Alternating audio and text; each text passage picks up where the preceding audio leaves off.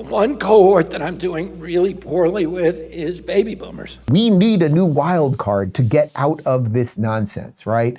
And one way we get out of this nonsense is waking more people up, getting people to not buy the nonsense from CNN and MSNBC and the rest of the legacy media. That would go a long way, because if we could wake up more people now, then we got time before we get to that election.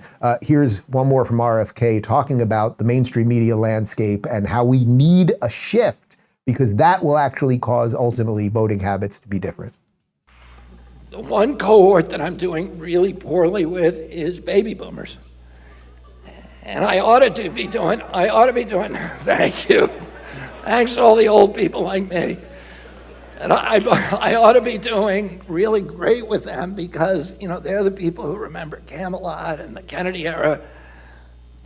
But, you know, they have a disability, which is they only get their news from ABC, NBC, CNN, MSNBC, and the New York Times.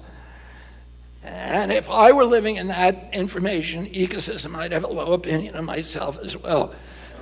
What we're finding is, if they, you know, the young people are getting their information from long-form interviews, from podcasts, from other alternative interviews, so they're doing critical thinking, and they're not locked into these orthodoxies. And somehow, if you're young and you have parents, you need to lock them up somewhere and make them listen to a Joe Rogan podcast.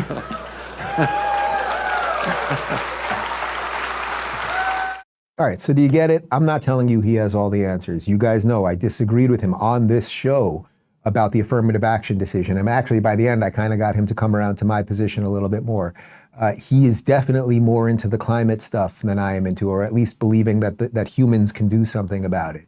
There are probably a series of other disagreements that we have. But does the guy love America? Yes. Does he see the problem with the mainstream media? Yes. Does he want accountability as it relates to COVID? Yes. And there are a series of other things that make sense with this guy. So I don't know where he fits into the ecosystem. And that really wasn't the genesis of the whole show. The genesis of the whole show is that there are more of us waking up, and we've got to figure out how to wrangle some cats right now into a movement, because who knows what happens. You might be on the Trump train, and you do not know if all these cases, removing him, maybe it just doesn't work out. Maybe he doesn't get on the ballot. Like, who the high hell knows? So we better start thinking about things a little more holistically, or it's going to roll around to early January 2025, and it could be far worse than Joe Biden. It could be Skeletor.